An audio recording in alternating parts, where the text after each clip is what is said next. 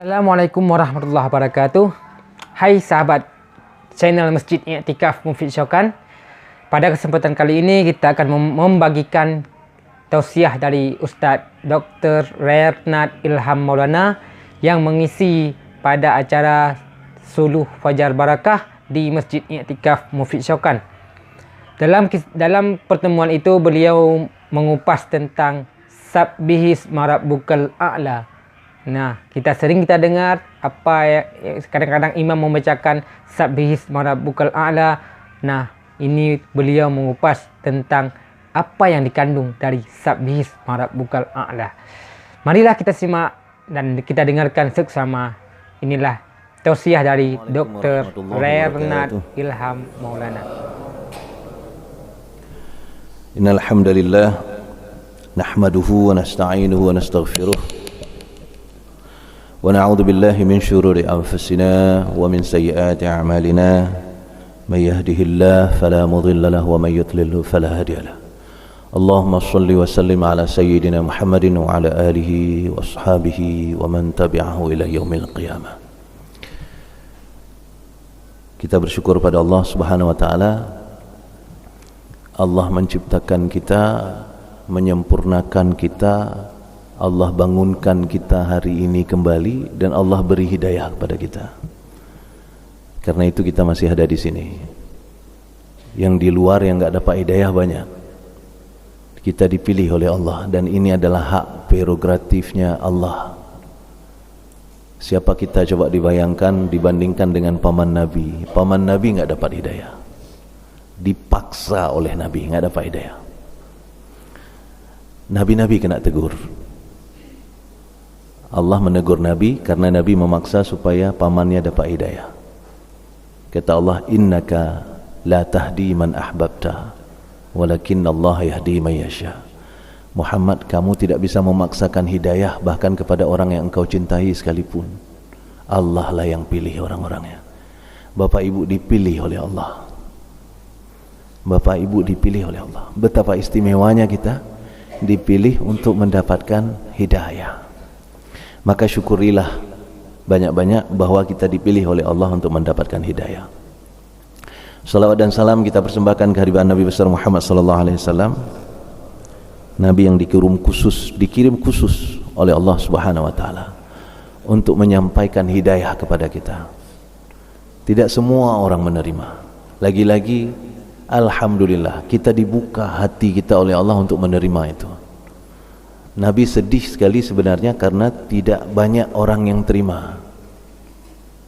Kalau di dalam Al-Quran disebutkan bal aktsaruhum la yu'minun. Sayang, sebagian besar tidak mau percaya. Karena sebagian besar tidak mau percaya, Nabi sedih. Kata Allah, fal'allaka bakhi'un nafsaka ala atharihim illam yu'minu bihadzal hadithi asafa. Surat apa itu, Bu? Kahfi. Sengaja kita tanya ibu-ibu ya. Biar bapak-bapak ya tenanglah ya. Surah Al-Kahfi, apa bunyinya?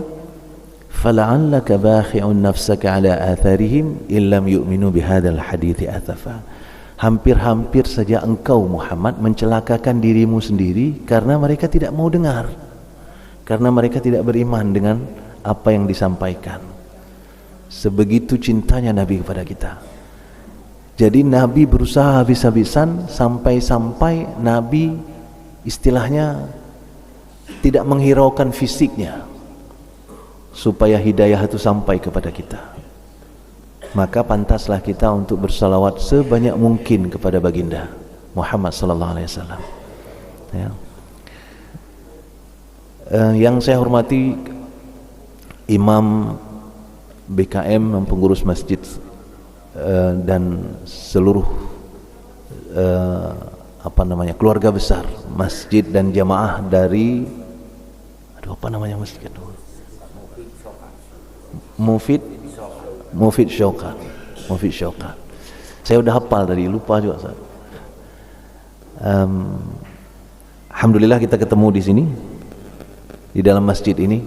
Saya terkesima tadi ketika masuk ke dalam masjid ini. Masjid ini luar biasa, tapi kecil, sehingga terkesan ramai kali yang hadir. Ya. Alhamdulillah ya. Alhamdulillah. Tapi di luar boleh sholat juga Ustaz ya? Alhamdulillah. Jadi di luar pun akan dihitung oleh Allah sebagai masjid. Ya. Sidang jamaah yang dirahmati Allah Subhanahu wa taala, apa yang kita bicarakan di awal tadi sebagai mukaddimah itu adalah apa yang kita baca di dalam rakaat kedua tadi. Bapak Ibu ingat rakaat kedua kita baca surat apa? Ya, surat Al-A'la ya. Apa bunyinya? Sabbihisma rabbikal a'la. Sucikan nama Tuhanmu yang maha tinggi. Alladzi khalaqa. Allah yang menciptakan kita semuanya. Fasawwa. Allah sempurnakan kita. Walladzi qaddara. Kemudian Allah tentukan batas-batas kemampuan kita. Batas-batas sampai di mana kita boleh jalan, sampai di mana kita boleh berpikiran dan sebagainya. Sehingga ini adalah salah satu nikmat dari Allah Subhanahu wa taala. Allah batasi kita. Kalau enggak dibatasi menderita kita, Pak. Salah satu yang Allah batasi adalah Allah batasi pendengaran kita. Pendengaran manusia itu hanya berada dari 20 Hz sampai 20.000 Hz. Itu pendengaran manusia. Di bawah 20 Hz kita tak mampu dengar. Karena sistem pendengaran sebenarnya ada gelombang yang keluar dari gesekan benda. Sederhananya ini. Ini kan gesekan benda. Bunyi keluar. Dalam kerongkongan saya ada 2 benda yang bergesek sehingga menghasilkan suara. Bergesek benda itu. Kalau kita lagi batuk, maka benda itu gesekannya enggak sempurna. Maka kita sebutlah suaranya serak. Ya. Gesekan itu menghasilkan bunyi. Ini mata pelajaran fisika. Ya. Hanafu kah? Gesekan itu menghasilkan bunyi. Bunyi itu keluar dari mulut saya. Gelombangnya jalan begini, kayak air laut. Semua gelombang begitu. Makanya rambut bergelombang pun kayak gini. Ada orang yang rambut dia lurus bergelombang, nggak ada tuh ya. Kalau bergelombang ya begini, gelombang. Karena ini adalah fungsi gelombang. Jadi suara saya itu keluar dari mulut saya sebagai gelombang dan akan menendang gendang telinga Bapak Ibu. Di dalam telinga Bapak Ibu ada benda yang tergantung begini. Sensitif sekali dia. Ya. Itu ditendang oleh suara saya. Jadi mohon maaf Bapak Ibu saya tendang dari tadi. Ya. Ditendang oleh suara saya, ditendang. Begitu ditendang, maka dia akan memahami tendangan itu sebagai bunyi. Kalau bunyi itu sudah kita pernah dengar sebelumnya, maka kita akan paham apa artinya. Itu prinsipnya. Nah, gelombang itu tidak akan bisa kita tangkap kalau gelombang itu terlalu lemah. Karena terlalu lemah, kita tidak bisa menangkap. Ketika kita tidak bisa menangkap, itu adalah nikmat buat kita.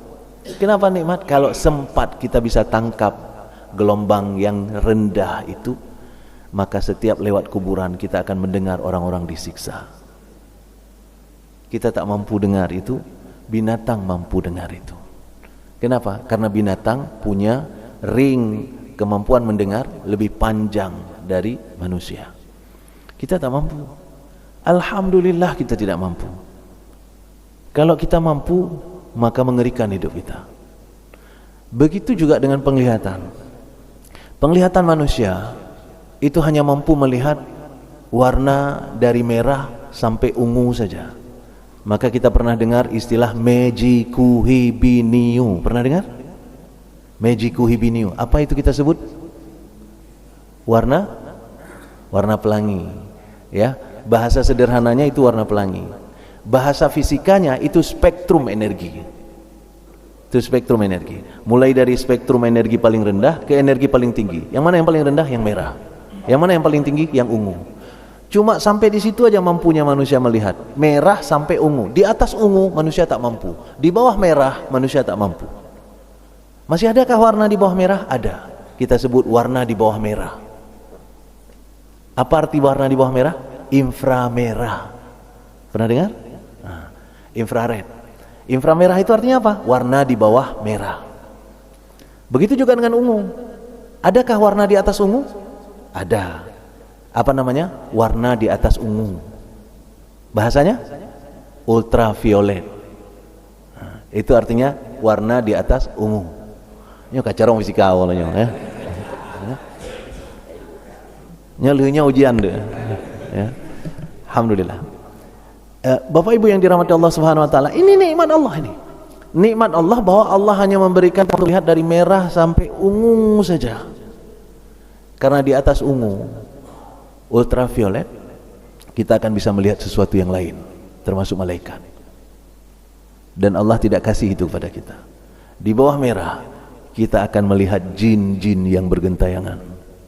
Allah nggak kasih juga pada kita. Bahkan kalau ada yang dikasih oleh Allah cukup menderita hidupnya. Ya, sebentar-sebentar dia akan mengatakan, alah dia duduk situ. Ya. Ada dia di belakang kamu. Misalnya, cukup berat oleh itu punya sempatnya. Ya. Jadi Allah batasi itu. Maka nikmat Allah Subhanahu wa taala kepada kita bahwa Allah batasi penglihatan, pendengaran, semuanya Allah batasi. Ada banyak sekali pembatasan-pembatasan lain yang Allah ciptakan kepada kita. Batas-batas itu Allah kasih sebagai nikmat. Maka Allah sebut tadi sabbihisma rabbikal a'la. Sucikan nama Tuhanmu yang maha tinggi. Salah satunya adalah alladzi qaddara, yang membuat batas-batas ini tadi. Fahada, dan Allah kirimkan Al-Qur'an supaya kalian paham di mana batasan kalian. Allah kasih hidayah supaya kita ngerti sampai di mana kita boleh jalan, apa yang harus kita pikirkan. Makanya dalam agama kita dilarang untuk bertanya dan memikirkan tentang zat Allah. Bukan itu berarti tak ada jawabannya, tapi kalau dijawab kita tidak akan paham, pikiran kita tak akan sampai. Itu sebabnya agama didasarkan pada yu'minuna bil ghaib. Apa makna yu'minuna bil ghaib? Kita tetap beriman meskipun kita tak sampai logika kita sampai ke sana. Maka sidang jamaah yang dirahmati Allah Subhanahu wa taala, batas-batas ini kemudian oleh manusia yang hidup hari ini dicoba untuk lewati. Dicoba untuk lewati. Dan itu dilarang oleh Allah. Ada perempuan yang dibatasi oleh Allah sebagai perempuan. Ada orang yang berusaha habis-habisan menjadi laki. Dia perempuan. Begitu juga kebalikannya. Ada laki yang sudah dibuat oleh Allah batasannya adalah laki. Dia berusaha habis-habisan untuk menjadi perempuan. Sehingga hidupnya susah. Semua orang yang mencoba melewati batas, hidupnya susah. Kenapa orang Rohingya susah kali hidupnya? Karena mencoba melewati batas negara. Ya. Ya. Segala sesuatu yang melewati batas berat hidup kita. Itu sebabnya kullu waladun yuladu alal fitrah. Setiap anak yang terlahir dengan fitrah. Apa makna fitrah? Sebagian besar orang mengartikan fitrah sebagai suci. Bukan sekedar suci. Fitrah itu adalah fataras samawati wal ard, menciptakan bumi, langit dan bumi. Jadi fitrah salah satu artinya adalah penciptaan. Jadi ketika disebut dengan yuladu alal fitrah, berarti dia terlahir dengan sunnatullah tentang penciptaan. Apa maknanya? Kalau dia dilahirkan perempuan, maka fitrahnya adalah perempuan. Dia dilahirkan laki-laki, maka fitrahnya adalah laki-laki.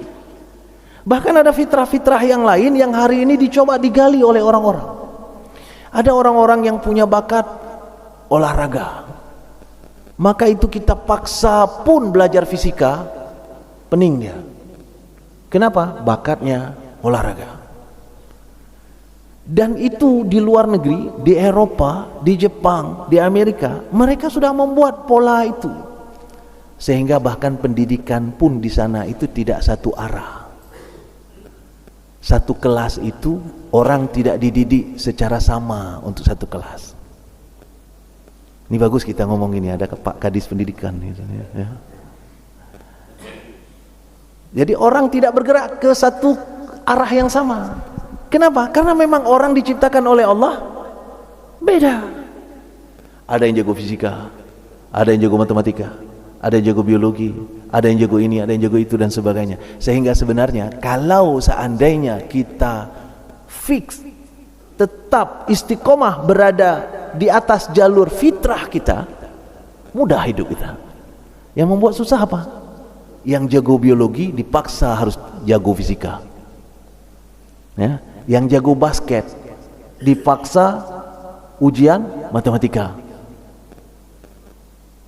Ronaldo, Nanturi Ronaldo, Cristiano Ronaldo, pemain bola, yang matematik hanjui, ya.